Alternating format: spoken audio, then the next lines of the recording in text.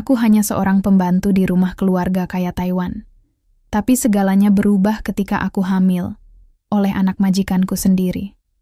Saat dunia ingin memisahkan kami, ia justru memilih menikahiku secara diam-diam. Sebelum mulai, jangan lupa like, subscribe, dan tuliskan sholawat di kolom komentar agar kita mendapatkan syafaat di yaumil akhir. Namaku Sari, usia 27 tahun. Aku berasal dari sebuah desa kecil di Jawa Tengah, dan sudah 3 tahun bekerja sebagai asisten rumah tangga di Taiwan. Kehidupan di negeri orang tak pernah mudah, apalagi sebagai TKI. Tapi aku bersyukur karena majikanku, keluarga Liu, memperlakukan aku dengan baik. Mereka tinggal di rumah besar bertingkat 3 di distrik Xinyi, salah satu kawasan elite di Taipei. Rumah itu sunyi tapi bersih, sejuk tapi terasa asing. Aku membersihkan rumah, memasak, dan menjaga nenek mereka yang sudah renta. Rutinitas yang awalnya menjemukan, lambat laun menjadi kebiasaan yang menenangkan. Lukas, putra tunggal mereka, awalnya jarang di rumah. Ia sedang menyelesaikan studi bisnis di Amerika, dan baru kembali ke Taiwan saat usianya 28. Ia tinggi, kulitnya cerah, dengan senyum yang nyaris selalu menggoda. Bagi majikanku, Lukas adalah kebanggaan keluarga. Tapi di balik tatapan seriusnya, aku sering melihat mata yang lelah dan kosong. Ia seperti seseorang yang tak sepenuhnya bahagia berada di rumah. Itu. Awalnya kami hanya saling menyapa singkat. Aku menunduk, ia hanya mengangguk. Tapi lambat laun, ia mulai membuka obrolan kecil. Menanyakan asal-usulku, keluargaku, bahkan hal-hal remeh seperti makanan favoritku, atau mengapa aku betah tinggal di rumahnya. Hari demi hari, kedekatan kami tumbuh pelan tapi pasti. Aku mencoba menjaga jarak. Aku tahu tempatku. Aku cuma pembantu. Tapi Lukas berbeda dari pria kebanyakan. Ia tak pernah memandangku rendah. Bahkan saat ibunya tak di rumah, ia dengan santai duduk bersamaku di dapur, menyeduh teh dan bercakap-cakap. Ia bahkan pernah membantuku memunguti cucian yang jatuh dari jemuran. Hal-hal kecil seperti itu membuat jantungku berdetak aneh. Aku mulai menantikan kehadirannya setiap hari.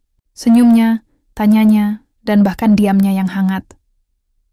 Semua berubah pada malam hujan itu. Petir menggelegar, dan listrik padam di seluruh rumah. Nenek sudah tidur lebih dulu, sementara majikanku menginap di rumah keluarga mereka di Taichung. Hanya ada aku dan Lukas di rumah. Ia menyuruhku duduk di ruang tamu, lalu menyalakan lilin satu persatu.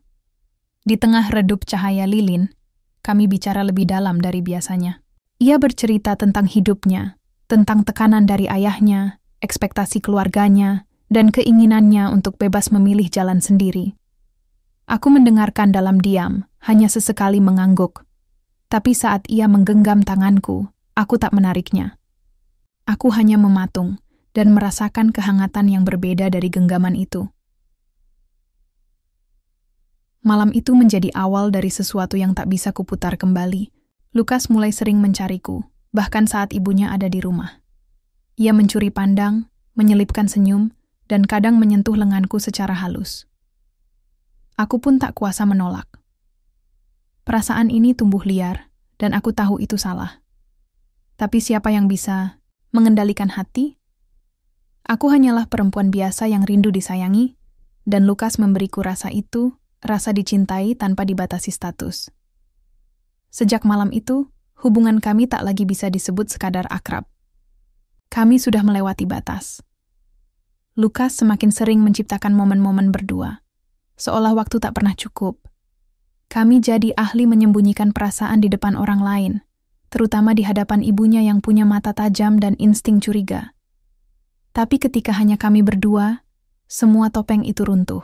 Pelukan yang dulunya diam-diam, kini berubah menjadi kecupan, rabaan, dan bisikan-bisikan rindu yang tak pernah puas. Setiap kali ia menatapku dengan mata hangat itu, aku merasa bukan sekadar pembantu. Aku merasa seperti perempuan yang diinginkan. Lukas menyewa sebuah apartemen kecil di dekat pusat kota, awalnya untuk keperluan bisnis. Tapi seiring waktu, tempat itu menjadi semacam dunia rahasia kami. Setiap akhir pekan, saat keluarganya sibuk atau bepergian, Lukas akan mengajakku ke sana. Di sanalah kami melepas rindu, bercinta dalam diam, dan membangun ilusi kecil tentang kehidupan bersama. Setiap pelukan, setiap desah, terasa begitu nyata, seolah dunia luar tak ada. Tapi di balik setiap detik keintiman itu, ada ketakutan yang tak pernah hilang. Bagaimana jika semuanya terbongkar? Dan ketakutan itu akhirnya menjadi nyata, tapi bukan karena kami tertangkap basah. Tubuhku mulai menunjukkan tanda-tanda yang tak bisa diabaikan. Aku cepat lelah, payudaraku nyeri, dan yang paling membuatku panik, aku telat datang bulan selama 2 minggu. Aku mencoba menenangkan diri, mencari alasan lain. Tapi saat aku akhirnya memberanikan diri membeli tes pack dari toko kecil yang jauh dari rumah, dunia seolah berhenti berputar. 2 garis merah muncul jelas. Aku hamil. Aku termenung berjam-jam di kamar mandi, lalu menangis diam-diam sambil memeluk lututku. Aku bingung harus bicara pada siapa. Tak ada keluargaku di sini. Tak ada teman dekat. Satu-satunya orang yang bisa kuandalkan hanyalah Lukas. Dengan tangan gemetar, aku mengiriminya pesan singkat. Aku harus bicara. Penting. Tak butuh waktu lama, ia datang ke rumah malam itu juga, menyelinap lewat pintu belakang saat semua sudah tidur. Saat aku menyerahkan tes pack itu padanya, wajahnya langsung berubah. Ia pucat, seperti kehilangan kata-kata. Lama ia terdiam. Aku menunggu dengan dada sesak. Apakah ia akan marah? Meninggalkanku? Tapi yang keluar dari mulutnya justru kalimat yang membuat air mataku mengalir. Kita akan hadapi ini bersama. Ia memelukku erat, seperti tak ingin melepas. Tapi aku tahu, menghadapi bersama bukan berarti segalanya akan mudah. Kenyataan menghantam lebih keras dari yang kubayangkan. Beberapa hari kemudian, saat kami sedang berbicara pelan di dapur, Ibu Lukas tiba-tiba masuk tanpa aba-aba. Tatapannya langsung tertuju pada tangan Lukas yang menggenggam tanganku. Wajahnya berubah drastis. Suaranya tinggi dan marah. Apa yang kalian lakukan? Ia menuduhku penggoda murahan, wanita desa tak tahu diri yang mencoba menjerat anaknya dengan kehamilan. Aku hanya bisa menangis. Lidahku keluh, hatiku hancur. Lukas mencoba melindungiku, membela bahwa semua terjadi karena cinta, bukan jebakan. Tapi ibunya tak mau mendengar. Ia menyuruhku pergi dari rumah dalam waktu seminggu. Di matanya aku aib. Tapi saat itu, Lukas berdiri di hadapannya dengan suara tenang namun tegas. Kalau Sari pergi aku ikut. Karena aku akan bertanggung jawab. Kami akan menikah. Aku menatapnya tak percaya. Antara haru, takut, dan bingung. Lukas benar-benar memilihku. Tapi jalan kami ke depan akan jauh dari mudah. Setelah kejadian malam itu, aku benar-benar harus pergi dari rumah majikanku. Ibu Lukas tak memberi ruang kompromi. Ia tak sudi melihatku 1 hari lagi pun di rumahnya. Tapi aku tak pergi sendirian. Lukas membantuku mengepak barang, bahkan menyewa hotel kecil selama beberapa malam sebelum kami menemukan tempat tinggal yang tetap. Di tengah kepanikan, ketakutan, dan rasa malu, Lukas berkata satu hal yang menguatkanku. Kita harus menikah, Sari. Ini satu-satunya cara melindungimu dan anak kita. Aku terdiam. Menikah dengan anak majikanku. Rasanya seperti mimpi, atau mungkin mimpi buruk. Aku sendiri belum bisa membedakannya. Aku hanya tahu satu hal. Aku mencintainya, dan aku sedang mengandung darah dagingnya. Tapi menikah secara resmi di Taiwan tak semudah itu. Statusku sebagai pekerja migran menjadi hambatan besar. Visa kerjaku tak mengizinkan pernikahan dengan warga lokal tanpa melalui prosedur rumit dan waktu yang panjang. Lukas pun tahu itu, dan ia menyarankan sesuatu yang semula tak terpikirkan olehku. Nikah siri. Lukas punya teman yang aktif di komunitas Muslim Indonesia di Kaohsiung. Ia menghubungi seorang ustaz yang dikenal sering membantu TKI dalam situasi genting seperti ini. Awalnya aku ragu, bukan karena aku meragukan niat Lukas, tapi karena aku tahu nikah siri di negeri asing ini tak akan memberikan perlindungan hukum bagiku. Tapi ketika ku tatap mata Lukas, yang penuh kesungguhan dan tanggung jawab, aku luluh. Dalam hatiku, setidaknya aku bisa berdiri di hadapan Allah dengan status istri sah. Jika tak bisa di mata hukum, biarlah di mata langit. Perjalanan ke Kaohsiung malam itu terasa seperti lari dari kenyataan, tapi juga menuju harapan. Di sebuah rumah sederhana, hanya ditemani dua saksi, kami mengucapkan ijab kabul dengan suara pelan tapi mantap. Saat Ustaz mengucapkan sah, aku tak kuasa menahan tangis. Aku bukan lagi hanya pembantu rumah tangga. Aku istri.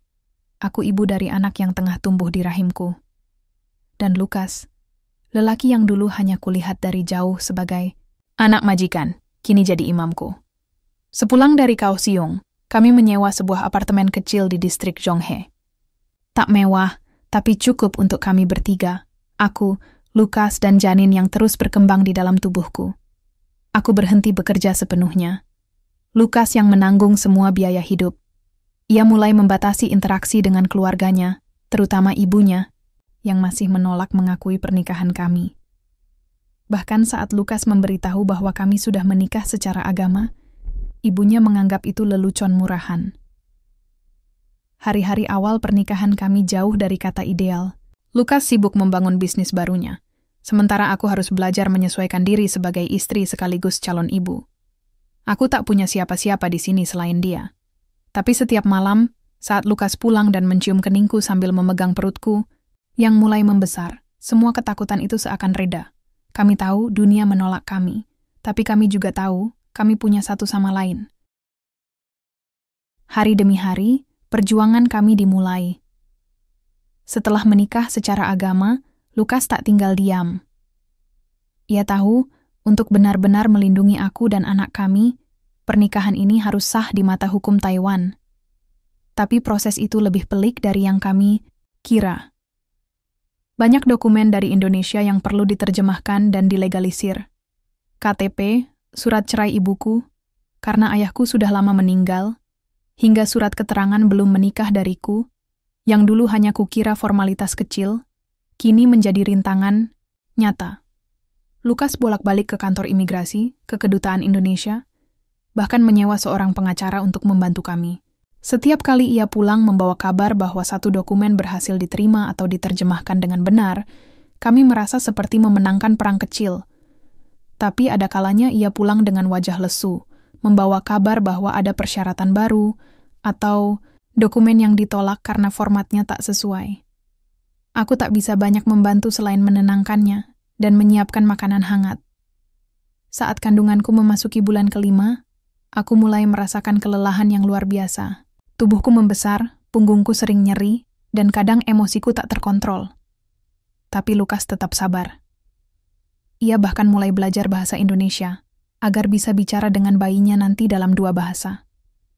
Kadang ia menempelkan telinganya ke perutku, sambil berkata pelan, "Papa kerja keras ya nak, biar kamu bisa punya nama di 2 dunia." Ada masa-masa kami nyaris putus asa. Pernah suatu malam Lukas duduk di pinggir ranjang dengan kepala tertunduk. "Kalau semua ini gagal, kamu harus pulang ke Indonesia, Sari. Aku akan susul kamu ke sana. Kita akan mulai dari nol di tempatmu." Mendengarnya berkata begitu, membuat air mataku jatuh tanpa suara. Aku tak ingin kembali sebagai perempuan hamil tanpa suami. Tapi aku juga tahu, jika semua pintu tertutup di sini, mungkin kami memang harus menyerah pada takdir. Namun, Allah masih menunjukkan jalan. 3 bulan setelah perjuangan yang tiada henti, kami mendapat kabar baik. Permohonan kami diterima. Pernikahan kami akan dicatatkan secara legal di kantor catatan sipil Taiwan. Hari itu, kami datang dengan tangan gemetar. Prosesnya tak lama, tapi bagiku setiap detik adalah sejarah. Saat dokumen resmi itu diberikan ke tangan Lukas, ia langsung memelukku. Aku tak bisa menahan tangis. Rasanya seperti keadilan berpihak, meski untuk sesaat. Dengan status hukum yang sah, beban besar seolah terangkat dari pundakku. Aku tak lagi perempuan simpanan anak majikan, seperti kata orang. Aku istri sah, dan anak kami kelak akan lahir sebagai warga negara dengan nama ayah di akta kelahirannya. Lukas mulai lebih terbuka pada dunia. Ia tak lagi menyembunyikanku.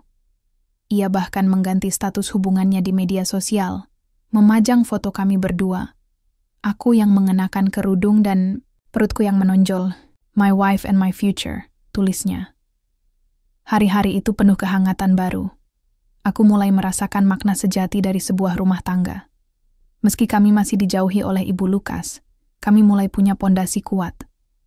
Lukas bukan hanya suami, tapi juga pejuang di garis depan untuk keluarga kecil kami. Waktu terus berjalan. Kandunganku kini memasuki bulan ke-9. Perutku sudah besar, dan langkahku melambat. Apartemen kecil kami berubah menjadi sarang yang hangat, penuh cinta dan harapan. Lukas mengecat sendiri dinding kamar bayi dengan warna biru muda, menggantungkan boneka kecil di atas ranjang mungil yang ia pesan secara daring. Setiap malam sebelum tidur, ia akan berbicara pada bayi kami dengan penuh kasih sayang, menyebut namanya yang sudah ia siapkan, Alana jika perempuan, dan Ryan jika laki-laki. Nama-nama yang mengandung harapan akan cahaya dan ketenangan. Hari kelahiran itu datang lebih cepat dari perkiraan. Subuh buta, aku merasakan nyeri luar biasa di perut. Kontraksi yang semakin sering. Lukas panik tapi sigap. Ia membawaku ke rumah sakit dengan mobil sewaan. Dalam perjalanan, tanganku menggenggam erat tangannya. Dan aku tak berhenti menangis.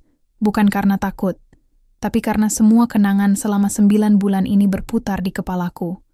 Dari tatapan curiga ibu majikanku, rumah besar tempat aku dulu, bekerja sampai malam penuh lilin yang menjadi awal segalanya. Persalinan berlangsung selama lebih dari 7 jam. Jerih payah dan peluh bercampur air mata, tapi akhirnya, tangisan pertama bayi kami pecah di ruang bersalin. Seorang bayi perempuan mungil dengan pipi kemerahan dan mata tertutup rapat. Lukas menangis saat mengazankan nama putrinya di telinga, kanan dan kirinya. Alana Liusari, nama yang menyatukan dua dunia kami. Darah Taiwan dari ayahnya, dan akar Jawa dari ibunya. Kehadiran Alana mengubah segalanya. Rumah mungil kami dipenuhi suara tangis bayi, aroma bedak bayi, dan kelelahan yang tak pernah kami rasakan sebelumnya. Tapi di balik itu semua, ada cinta yang tumbuh makin kuat. Lukas menjadi ayah yang penuh perhatian, meski harus menyeimbangkan pekerjaan dan tanggung jawab rumah. Ia bahkan belajar menukar popok dan menyuapi bayi, sesuatu yang bahkan aku tak sangka dari pria sepertinya. Keajaiban lainnya terjadi 2 minggu setelah Alana lahir. Suatu pagi, saat aku menyusui di ruang tengah, bel pintu berbunyi. Lukas membukanya dan di hadapannya berdiri ibu kandungnya. Wajahnya tegas, tapi kali ini tidak sekaku dulu. Ia membawa bingkisan kecil, selimut bayi berwarna putih. Tanpa banyak kata, ia masuk, memandang Alana, lalu duduk di sampingku. Suaranya pelan, nyaris seperti bisikan. Dia mirip Lukas waktu kecil, katanya. Mataku berkaca-kaca. Mungkin luka hatinya belum sepenuhnya sembuh, tapi setidaknya itu adalah awal. Perjalanan kami tak pernah mudah. Dari hubungan diam-diam, kehamilan yang tak direncanakan, pernikahan siri, hingga perjuangan legalisasi pernikahan di negeri asing. Tapi satu hal yang selalu membuatku bertahan, cinta yang diperjuangkan. Lukas bukan lelaki sempurna, dan aku bukan perempuan yang tanpa celah. Tapi kami saling memilih, melawan dunia jika perlu. Kini, saat aku menatap Alana yang tidur pulas di pelukanku, aku tahu, semua sakit itu layak, karena dari rasa takut, tumbuh keberanian. Dari keterasingan, tumbuh keluarga. Dan dari cinta yang tersembunyi, lahirlah kebahagiaan yang tak bisa lagi disembunyikan. Semoga kisah ini bisa menjadi pelajaran. Terima kasih telah menyimak kisah ini. Sampai akhir. Wassalamualaikum warahmatullahi wabarakatuh.